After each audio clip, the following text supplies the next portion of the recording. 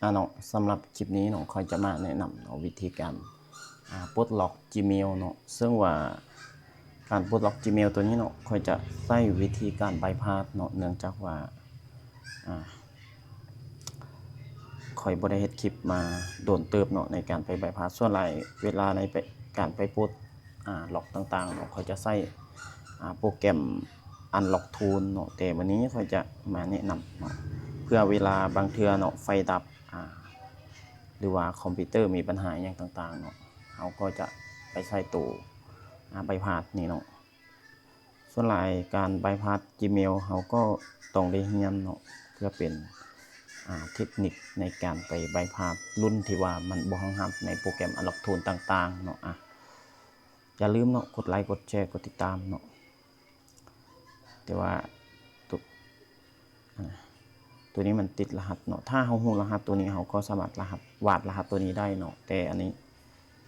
บังเอิญเราลืมรหัสเนาะและก็รหัส Gmail เราก็ลืมเช่นเดียวกันเนาะถ้าลืมรหัสและก็ลืมทาง Gmail แบบนี้เนาะขั้นแรกเนาะให้เราไปที่เดี๋ยวก่อนเนาะเลื่อนลงมาตัวนี้เนาะเห็นบอกเขาเขียนว่า user agreement เนาะ and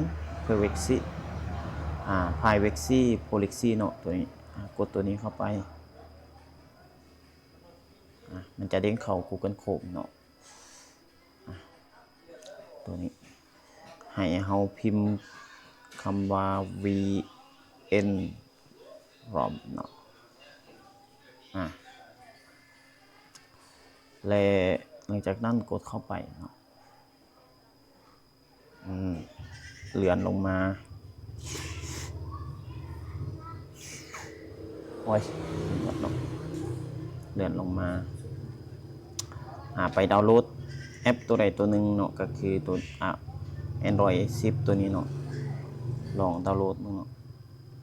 เดี๋ยวค่อยจะปิดโฆษณาไปที่ดีเทล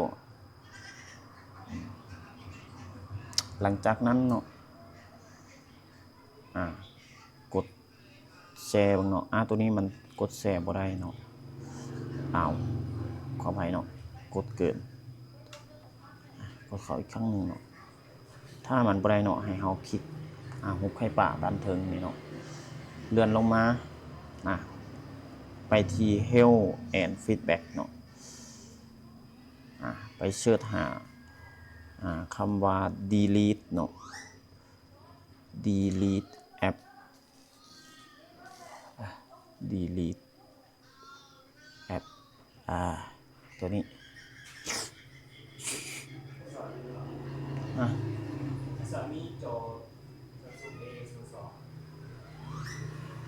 ถ้าไปที่ delete app แล้วก็ delete and remove Android device เบิ่งไหม tab go to app เนาะ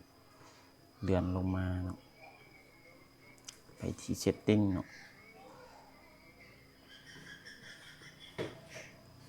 กดเข้าไป setting เนาะหลังจากนั้น open เนาะเลื่อนลงมาอีกเห็นบอก special and fantastic successfully ตัวนี้กดเปิด accessibility เนาะเมนูตัวนี้กดเปิดเนาะเข้าไปเบิ่งอยู่ในระบบบ้างไหมมีเนาะคือว่าบ่มีนะตัวนี้หลังจากนั้นเนาะ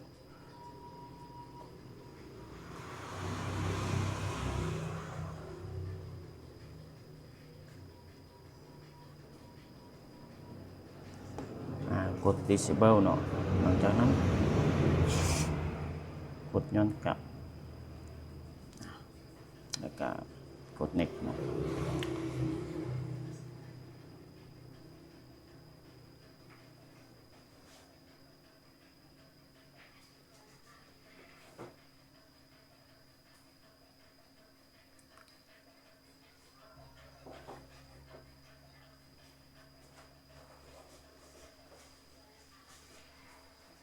วันนี้ก็มัน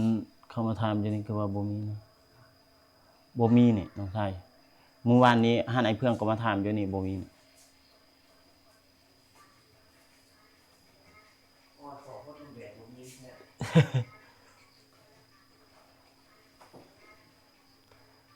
ยังโจทย์เดียว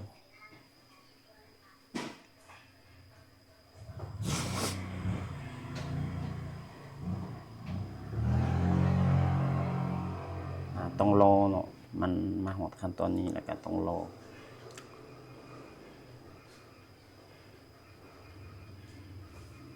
หลังจากนั้นกดโดน copy เนาะหน้านี้แหละสำคัญที่สุดเนาะมันจะเด้งเข้าเด้งออกแบบนี้เนาะให้เฮาไปกดตัวนี้เนาะไปกดที่ assistant เนาะจากนั้นบิดเอา Google account เนาะ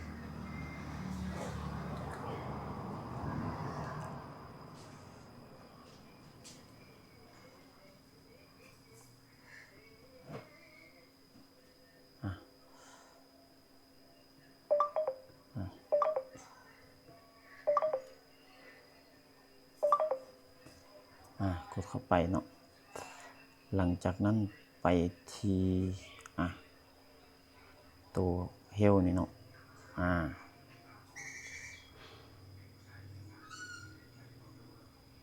กดตัวนี้เนาะ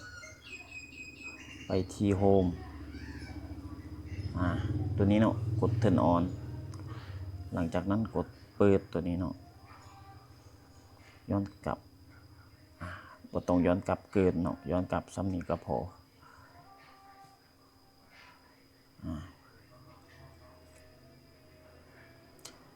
กดสคิปเนาะ